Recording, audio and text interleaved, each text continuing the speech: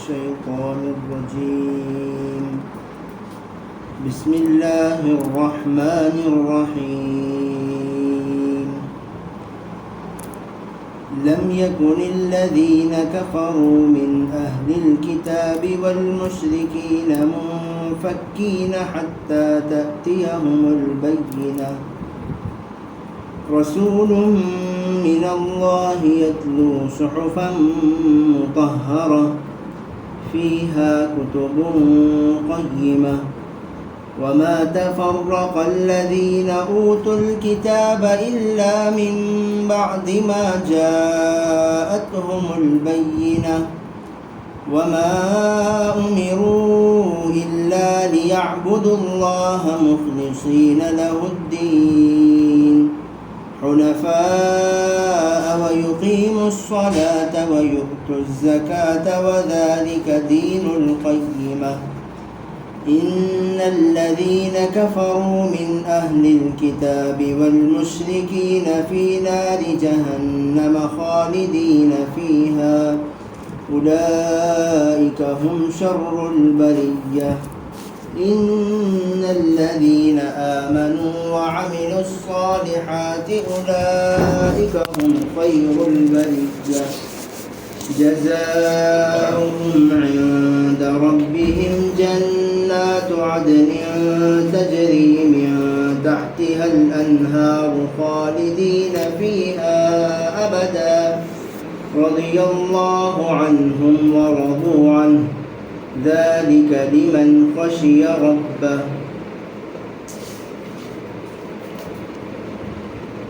شروع اللہ کے نام سے جو بڑے مہربان نہایت رحم والے ہیں۔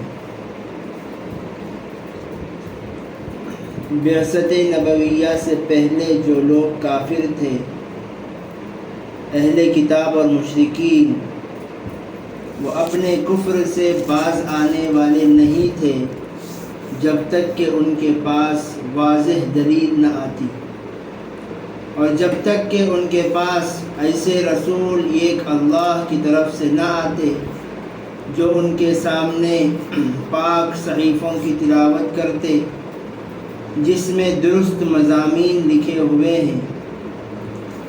اور یہ اہل کتاب اسی وقت مختلف ہوئے جب ان کے پاس واضح باتیں آئیں۔ انہیں تو یہی حکم دیا گیا تھا کہ وہ اللہ تعالیٰ کی عبادت کریں، خالص اسی کی، اور شرک و کفر سے پاک ہو کر نماز قائم کریں، زکوٰۃ ادا کریں، اور یہی درست مضامین ہیں۔ یقیناً وہ لوگ جنہوں نے انکار کیا اہل کتاب اور مشرکین میں سے، وہ دہکتی ہوئی آتش میں ہوں گے اور ہمیشہ ہمیشہ رہیں گے، اور یہ بدترین خلائق ہیں۔ اور یقیناً وہ لوگ جو ایمان لے آئے اور اچھے اعمال کیے، یہ بہترین خلائق ہیں۔ ان کا بدلہ ان کے رب کے پاس ایسے باغات ہیں جن کے نیچے نہریں جاری ہوں گی، وہ ہمیشہ ہمیشہ اس میں رہیں گے۔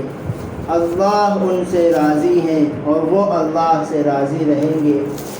یہ بدلہ اس شخص کے لیے ہے جو اپنے پروردگار سے ڈرتا ہے۔ سورہ بینہ، بینہ کے معنی ہیں مضبوط دلیل۔ کفار اور مشرکین کا حال نبی پاک صلی اللہ علیہ وسلم کے آنے سے پہلے ایسا تھا کہ وہ لوگ بتوں کی عبادت تو کرتے تھے، لیکن انہیں اس کی عبادت کی وجہ معلوم نہیں تھی، بجز اس کے کہ انا وجدنا آباءنا لہا عابدین، کہ ہم نے اپنے آباء و اجداد کو اس کی عبادت کرتے ہوئے دیکھا، تو اس لیے ہم بھی ان کی عبادت کر رہے ہیں۔ جیسے حضرت ابراہیم علیہ السلام ایک مرتبہ کفار کے پاس آئے اور آ کر کہا هل يسمعونكم اذ تدعون، کیا یہ بت تمہاری بات سنتے ہیں جب تم ان سے دعا کرتے ہو؟ او ينفعونكم او يضرون، یا یہ تمہیں نفع پہنچاتے ہیں یا نقصان پہنچاتے ہیں؟ اگر تم ان کی عبادت کر رہے ہو تو کیا تمہیں نفع ہوتا ہو محسوس ہوتا ہے؟ اگر تم ان کی عبادت نہ کرو، ان کی بے ادبی کرو، تو کیا یہ تمہیں نقصان پہنچاتے ہوئے نظر آتے ہیں؟ تو تمام نے کہا قالوا بل وجدنا آباءنا لها عابدین، ہم نے اپنے آباء و اجداد کو یہ کام کرتے ہوئے دیکھا ہے۔ اور یہی دلیل آج تک جتنے بت پرست ہیں ان کی یہی ہے کہ وہ اپنے آباء و اجداد کو یہ عبادت کرتے ہوئے دیکھ رہے ہیں۔ کوئی بھی مسلمان بت پرستی میں منتقل نہیں ہوتا، اگر وہ ہو رہا ہے تو وہ بتوں کی عبادت کرنے کے لیے نہیں ہو رہا ہے، بلکہ وہ اسلام کی پابندیوں سے دور ہونے کے لیے اسلام کو چھوڑتا ہے۔ کوئی بھی کافر ایسا نہیں ملے گا جو پہلے مسلمان تھا اور کافر ہو گیا صرف اس وجہ سے کہ اسے اسلام سے زیادہ اچھا مذہب بتوں کی عبادت لگی، ایسا وہ نہیں جائے گا۔ کیوں؟ کیونکہ بتوں کی عبادت کے پیچھے کوئی دلیل نہیں ہے، صرف یہی کہ وہ اپنے آباء و اجداد کو یہ کرتے ہوئے دیکھا ہے۔ اور یہ شروع ہوا کہاں سے؟ حضرت آدم علیہ السلام کے انتقال کے بعد، جب قابیل کی اولاد جو قابیل تھا حابیل کا قاتل، اسے حضرت آدم علیہ السلام اپنے سے دور کر دیے تھے۔ اس کی اولاد پوری نافرمان اور شریر، اور یہ ہمیشہ موج مستی میں رہتے تھے، اور ان سے الگ نیک لوگ رہا کرتے تھے۔ اور حضرت آدم علیہ السلام کے انتقال کے بعد حضرت شیش کو حضرت آدم علیہ السلام نے نگران بنایا کہ آپ ہماری اولاد کی نگرانی کریں کہ کہیں یہ قابیل کی اولاد سے نہ ملیں، اگر ملیں گے تو صحبت سے یہ بھی متاثر ہو جائیں گے۔ تو ایسے ہی چلتا رہا، لیکن یہ ایک زمانہ آیا کہ ان سے رہا نہیں گیا کہ ہم لوگ شریعت کی پابندی میں کوئی بھی ہمیں مزہ نہیں آ رہا ہے، اور قابل کی جو اولاد ہے وہ تو خوب مزے میں ہیں، تو یہ بھی جا کر ملنے کے بعد وہ جب نیک لوگ کفار کے ساتھ ملے تو انہی کی اولاد گنہگاروں کی پیدا ہو۔ نیک لوگ اور کافر جب ملے تو ان سے اولاد فاجر اور فاسق ہوئے۔ اس کے بعد حضرت نوح علیہ السلام مبعوث ہوئے، اور جب نوح علیہ السلام مبعوث ہوئے تو جتنے لوگ دنیا میں تھے وہ صرف حضرت نوح علیہ السلام کے ارد گرد ہی تھے، پوری دنیا میں لوگ اب تک پھیلے نہیں تھے۔ صرف حضرت نوح علیہ السلام کا جو قبیلہ تھا اور جو حضرت نوح علیہ السلام کا گاؤں تھا، اس گاؤں ہی میں پوری دنیا میں لوگ تھے، اس کے علاوہ کہیں انسان کا وجود نہیں تھا۔ تو حضرت نوح علیہ السلام نے انہیں سمجھایا، کوئی سمجھے نہیں۔ پھر طوفان نوح کا واقعہ ہے۔ حضرت نوح علیہ السلام کے بعد حضرت نوح کی 3 اولاد، وہ ان سے اللہ تعالیٰ نے سام، حام اور یافس، ان تینوں سے اللہ تعالیٰ نے نسل کو آگے بڑھایا حضرت نوح علیہ السلام کی۔ جب ان تینوں کا انتقال ہوا اور بڑے دھیرے دھیرے انتقال ہوتے جاتے تھے، تو یہ ایک مرتبہ شیطان انسانی شکل میں آیا اور آ کر ان سے پوچھا کہ آپ کو کیا اپنے بڑے یاد نہیں آتے؟ انہوں نے کہا ہاں ہمیں تو اپنے بڑے یاد آتے ہیں۔ کہا کہ آپ ان کو کیسے یاد کرتے ہیں، وہ کیسے آدمی تھے؟ تو انہوں نے کہا بہت نیک آدمی تھے، بہت اچھے صفات کے تھے، یہ ان کے اخلاق تھے۔ بیان کرتے کرتے وہ رو دیتے تھے۔ تو 2-3 مرتبہ شیطان صرف آ کر بڑوں کی تعریف سنتا تھا، اور یہ ایک مرتبہ سے کہا کہ کیا آپ ان کو یاد کرنے کے لیے کوئی ایک نشانی نہیں رکھ لیتے ان کی؟ ہم کیا نشانی بنائیں؟ انہوں نے کہا کہ آپ کو ان کی شکل و صورت یاد ہے؟ ہاں یاد ہے۔ تو آپ ان کی شکل و صورت سے ایک مورت بنائیے اور اپنے اولاد کو آپ نصیحت کرتے ہوئے بتائیے کہ دیکھیے یہ نیک آدمی تھے، انہی کی وجہ سے ہم لوگ بھی نیک ہیں، ان کی یہی تربیتیں تھیں، یہی اچھے کام ان کے تھے، اگر تم بھی اچھے بن کر مرو گے تو تمہیں بھی لوگ ایسے ہی یاد کریں گے۔ تو ایسے بچوں کو نصیحت کرنے کے لیے پہلے بت بنایا، پھر کہا کہ بھئی یہ بت تمہارے گھر میں ہے، کیوں نہ ان کی خصوصیتوں کو آپ اوروں کے سامنے بھی واضح کرو۔ تو اس لیے آپ ان کو لوگوں کے آنے جانے والے راستے میں رکھو۔ تو وہ آنے جانے والا راستہ کون سا ہے؟ مسجد کے پاس آپ باہر رکھ دیجئے تاکہ لوگ آتے جاتے ان کو دیکھیں مسجد کے باہر۔ پھر یہ ایک عرصہ گزرا، ہر ایک آتے تھے، دیکھتے تھے کہ بھئی یہ بڑے آدمی تھے، ان کی یہ خصوصیتیں تھیں۔ ہر ایک خاندان والے اپنے اپنے بڑوں کی تصویر اور مورت مسجد کے باہر رکھ دیا کرتے تھے۔ پھر اس کے بعد زمانہ آیا کہ یہ مسجد کے باہر ہیں، دھوپ وغیرہ پڑتی ہے، بارش وغیرہ میں ان کی بے ادبی ہوتی ہے، انہیں مسجد کے اندر ایک کنارے پر رکھ دو تاکہ یہ محفوظ رہے۔ اس کے بعد یہ مسجد کے اندر آیا۔ آنے کے بعد اب چونکہ نسل آگے بڑھی اور وجہ وہ بھول گئے کہ یہ مسجد کے اندر آئے کیوں، یہ سمجھ بیٹھے کہ یہ لوگ تو نیک تھے۔ یہی شروعات ہوتی ہے کفر کی۔ جیسے صفا مروہ کا واقعہ، صفا مروہ میں مکے میں ایک نوجوان لڑکا اور لڑکی بدکاری کر دی، تو ان کو سزا یہ دی کہ انہیں مروہ اور صفا، ایک لڑکی کو صفا میں کھڑا دیا اور لڑکے کو مروہ میں۔ تو جو بھی حجاج جاتے تھے صفا مروہ کی سعی کرتے تھے تو صفا میں جاتے اور لڑکا جو کھڑا رہتا اسے مارتے، اور مروہ کو جاتے لڑکی جو کھڑی رہتی اسے مارتے۔ یہ سزا انہوں نے طے کیا۔ ایسا ہی ہوا اور وہ مر گئے۔ مرنے کے بعد لوگوں نے سوچا کہ کعبۃ اللہ میں ہوتے ہوئے مکۃ المکرمہ میں جو بھی یہ برا کام کرتا ہے اس کے لیے سزا ہونی چاہیے۔ اس کے لیے انہوں نے ان کے بت بنائے اور بت بنا کر رکھا کہ بدکاری کرنے والوں کی سزا یہ ہے کہ مرنے کے بعد بھی ہم انہیں مارتے رہیں گے۔ تو لوگ وہاں جاتے اور مارتے، پھر یہاں جاتے پھر اسے مارتے۔ اس کے بعد والی نسل آئی، انہوں نے سوچا کہ خواہ ہم مارے کیوں، ہم گھور کر دیکھیں گے، غصے سے انہیں دیکھیں گے۔ تو وہ یہاں سے جاتے اور انہیں غصے سے دیکھا کرتے، پھر یہاں سے جاتے اور انہیں تھوڑی دیر غصے سے اس بت کو غصے سے دیکھتے، اور کچھ چاہے تو دل میں کچھ برا بھلا اگر چاہے تو وہ بھی کہہ دیتے۔ تو یہ عمل چلا۔ پھر آئندہ اس کے بعد کا زمانہ آیا۔ اس کے بعد دھیرے دھیرے لوگ یہ سمجھنے لگے کہ صفا مروہ میں سعی انہی بزرگ ہستیوں کے لیے ہم کرتے ہیں۔ جب رسول اللہ صلی اللہ علیہ وسلم کا زمانہ آیا تو اس وقت یہ مشہور تھا کہ صفا مروہ کی سعی بتوں کے لیے ہم کرتے ہیں۔ تو آپ صلی اللہ علیہ وسلم جب حج پر گئے تو صفا مروہ کی سعی حضور نے بھی کیا، تو صحابہ نے دیکھا یہ تو بتوں کے لیے ہم کرتے ہیں، یہ کیسے جائز ہے؟ تو اللہ تعالیٰ نے آیت نازل فرمائی، ان الصفا والمروۃ من شعائر اللہ، کہ صفا مروہ اللہ تعالیٰ کی علامتوں میں سے ایک علامتیں ہیں۔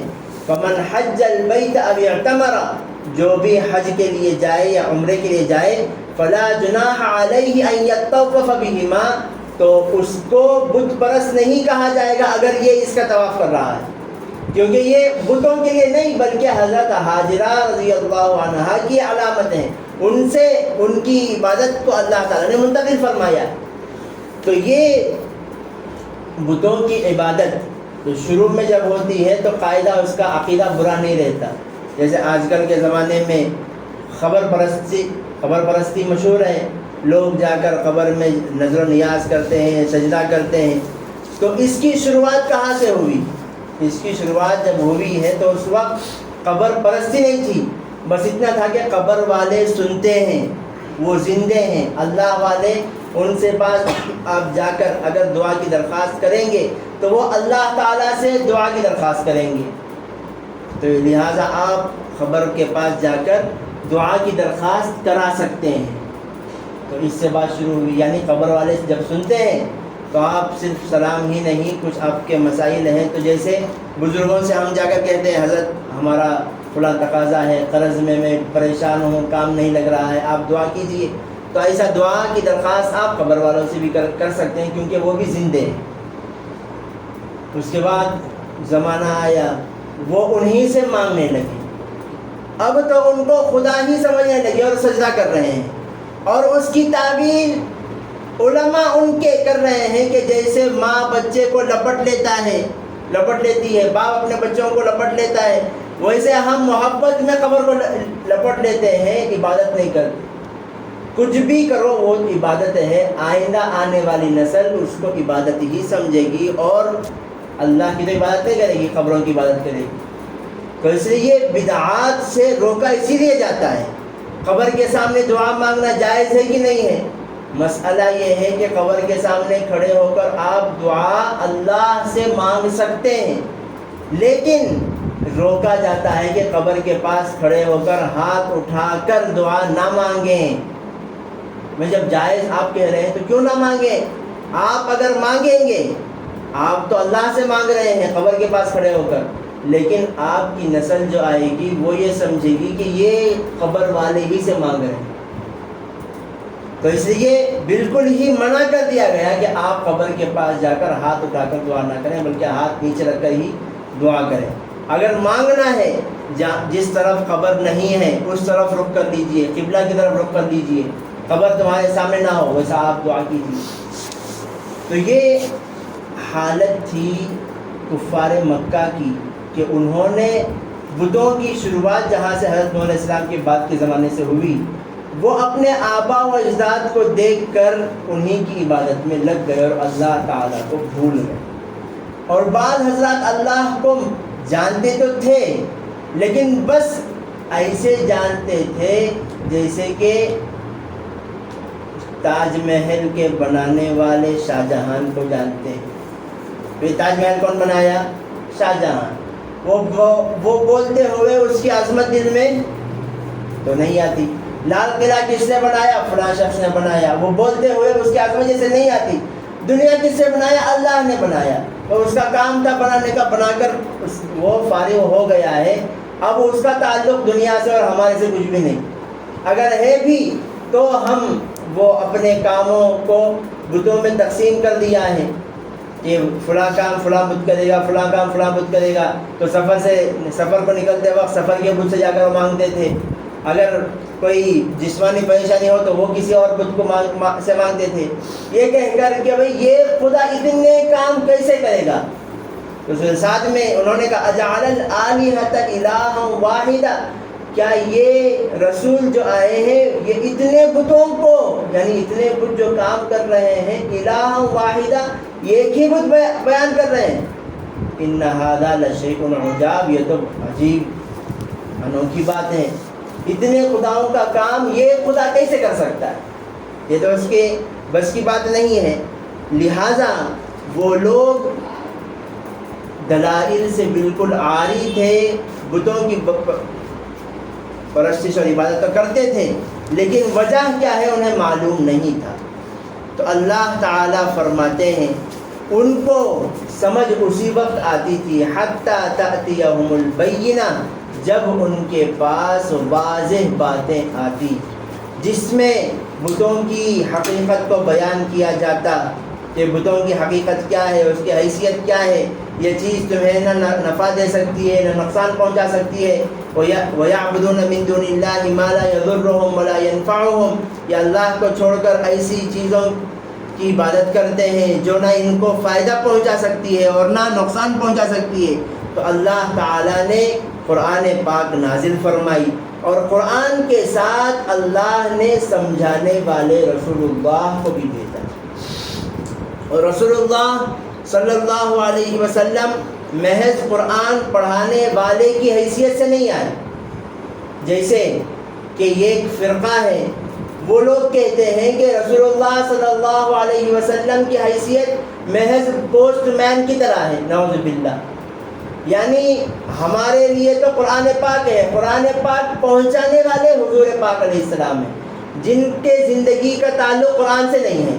ایسا نہیں، اللہ تعالیٰ نے رسول اللہ کو بھیجا تاکہ لوگوں کو آپ علیہ السلام کی زندگی کو ایک نمونہ بنا کر پیش کریں۔ لقد کان لکم فی رسول اللہ اسوۃ حسنہ، کہ تمہارے لیے اللہ کے رسول کی زندگی یہ ایک بہترین نمونہ ہے۔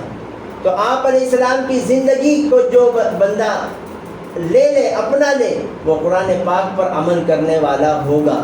آپ علیہ السلام کی زندگی کے بغیر کوئی بھی شخص قرآن پاک پر عمل ہرگز نہیں کر سکتا۔ اسے اللہ تعالیٰ نے تأتیہم البینہ واضح دلیل بھی بھیجی، پھر رسول من اللہ یتلو صحفا مطہرہ، اور اللہ تعالیٰ نے رسول اپنی طرف سے بھیجا جو ان کے اوپر پاک صحیفے بیان اور تلاوت کریں۔ اور جب تلاوت کریں کیوں بھیجا؟ اللہ تعالیٰ نے فرمایا منفقین، یہ لوگ باز آنے والے نہیں تھے جب تک انہیں سمجھایا نہیں جاتا، کیونکہ خود سے یہ سمجھنے والے نہیں تھے۔ جیسے حضرت ابراہیم علیہ السلام خود سے سمجھے، دیکھا لوگوں کو، بتوں کو دیکھا، بت تو یہ خود اپنے ہاتھوں سے بنا رہے ہیں، یہ بت ہمیں کیسے فائدہ پہنچا سکتا ہے؟ یہ بت یہ گھر سے دوسرے گھر کو خود سے نہیں جا سکتے جب تک کہ ان کو انسان اٹھا کر منتقل نہ کرے۔ جب یہ اپنے کام میں خود کے محتاج ہیں تو دوسروں کے کام کیسے کر سکتے ہیں؟ تو پھر یہ بت و خدا ہمارے ہرگز نہیں ہو سکتے۔ پھر کون ہمارا خدا ہے؟ تو وہ حضرت ابراہیم علیہ السلام نے پہلے ستاروں کو دیکھا، ستاروں کو دیکھ کر سمجھا کہ یہ ہمارے خدا ہو سکتے ہیں۔ فلما افلا، جب وہ غائب ہو گئے، قال اللہ احب الافلین، یہ بھائی غائب ہونے والا تو خدا نہیں ہو سکتا۔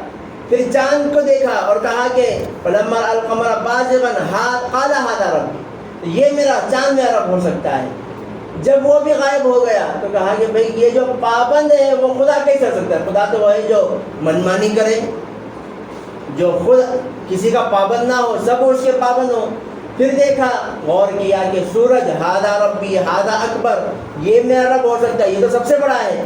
فلما افلت، جب وہ غائب ہو گیا تو پھر اللہ تعالیٰ نے حضرت ابراہیم علیہ السلام کو حقیقت توحید سمجھایا، کہا میں ان تمام چیزوں سے پاک ہوں، میرا رب تو وہی ہے الذی فطر السماوات والارض، جو اللہ زمین کو بھی پیدا کیا ہے اور آسمان کو بھی پیدا کیا ہے۔ تو یہ ذہن اسی وقت کام کرتا ہے جب وہ حقیقت پر غور کرے، اندھی تقلید نہ کرے۔ ماں باپ کو کرتے ہوئے دیکھا ہے تو ہم بھی کریں گے۔ تو یہ لوگ اتنے اندھے ہو گئے تھے کہ سوچ اور سمجھ بالکل ان کی مر گئی تھی۔ تو اللہ تعالیٰ نے رسول اللہ کو بھیجا تاکہ انہیں سمجھائیں۔ فیہا کتب قیمہ، اور ان کتابوں میں، ان صحیفوں میں بالکل درست مضامین تھے، کوئی بات ٹیڑھی میڑھی نہیں تھی، غلط باتیں نہیں تھی۔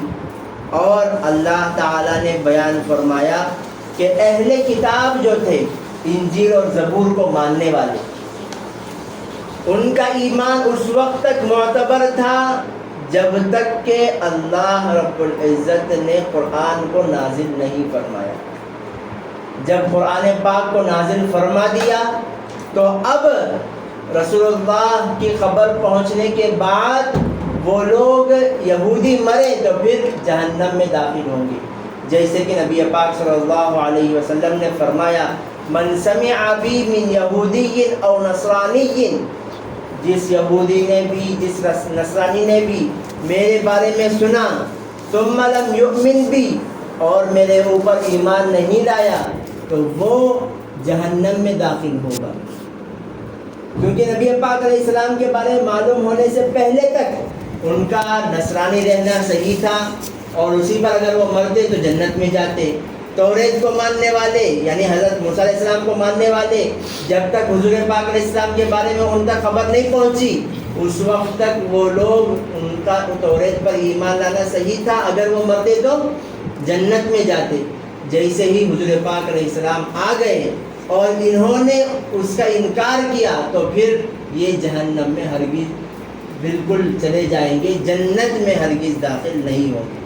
تو اللہ تعالیٰ نے اس کے بعد والی آیت میں ارشاد فرمایا کہ اب جب قرآن پاک ان کے سامنے آ چکا ہے، اس کے باوجود یہ توریت پر ہی رہیں یا انجیل پر ہی رہیں، تو پھر یہ مختلف ہو گئے ہیں، یہ منکرین میں سے شمار کیے جائیں گے، جنتی یہ ہرگز نہیں ہوں گے۔ بھئی قرآن پاک میں کیا مضامین ہیں؟ کیوں یہ لوگ انکار کر رہے ہیں؟